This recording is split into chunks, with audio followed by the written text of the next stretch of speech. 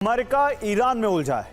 Europe एक बड़े तेल गैस संकट और मंदी से उबरने की तैयारी में जुटा है। तमाम ताकतवर देश आर्थिक मंदी को इस वक्त सबसे बड़ा खतरा मान रहे हैं। ऐसे हालात में रूस के पास अपना यूक्रेन मिशन पूरा करने का सबसे अच्छा मौका है। यूक्रेन ने 30-31 मई को रूस के तेल ठिकानों पर हमला किया था। कई जगह हमले हुए थे। इन हमलों के बाद ही यह तय हो गया था कि पुतिन यूक्रेन को सबक सिखाने के लिए बड़ा एक्शन लेंगे। यूक्रेन में अलर्ट भी जारी हो चुका है। आशंका सच साबित हुई। बीती रात यूक्रेन की राजधानी कीव समेत कई शहरों पर रूस ने मिसाइलें बरसा दी। इतना भीषण हमला हुआ कि यूक्रेन की राजधानी काले धुएं के बादल से ढक गई। सबसे पहले रूसी ड्रोन ने एयर डिफेंस को उलझाया, फिर क्रूज मिसाइलों से सटीक निशाने से प्रहार हुआ। यूक्रेन में 11 लोगों की मौत की खबर है। 100 से अधिक लोग हमले में जख्मी हो गए। 30 इमारतों को रूसी हमले से नुकसान हुआ है।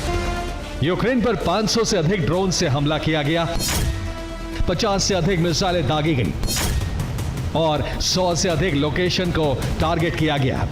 कीव के अलावा पोल्टावा, खार्किव, डॉनबास, ओडेसा और ज़ेपोरिजिया पर भी हमले किए गए। कीव को दहलाने के लिए रूस ने अपनी घातक मिसाइलों का इस्तेमाल किया। रिपोर्ट के मुताबिक कुछ ही घंटों के भीतर यूक्रेन पर 73 मिसाइलों से हमला किया गया। कीव और दूसरे शहरों में भारी तबाही मचाने के लिए यूक्रेन पर 656 ड्रोन से हमला हुआ। इतने बड़े पैमाने पर हमले का मकसद एयर डिफेंस को नाकाम करना भी था।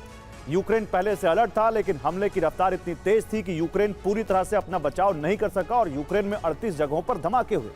यूक्रेन के पास एयर डिफेंस की भारी कमी, लेकिन फिर भी यूक्रेन बहुत बड़ी तबाही टालने में कामयाब रहा।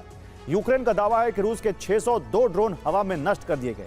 40 मिसाइलों को भी गिराने में कामयाबी मिली।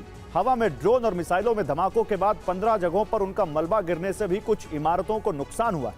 रूसी सेना का दावा है कि पिछले एक हफ्ते में यूक्रेन को बड़ा नुकसान हुआ है। 7 दिनों में 8100 सैनिकों की मौत हुई है। रूस का दावा है कि हमलों में यूक्रेन के 2 टैंक, 3 MLRS को भी नष्ट कर दिया गया। 630 वाहन, 2600 ड्रोन नष्ट कर दिए गए।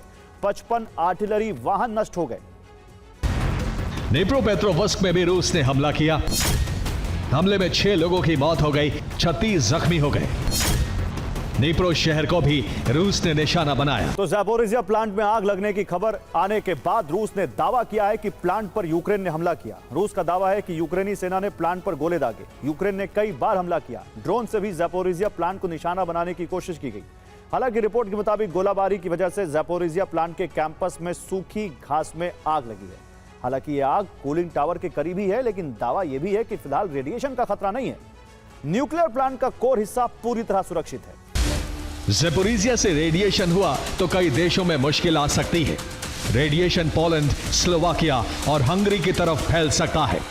हवा का रुख दूसरी तरफ रहा तो रेडिएशन मोल्दोवा, रोमानिया और बुल्गारिया से आगे बढ़ सकता है। लेकिन यह भी मुमकिन है कि रेडिएशन बेलारूस होता हुआ रूस की तरफ बढ़े।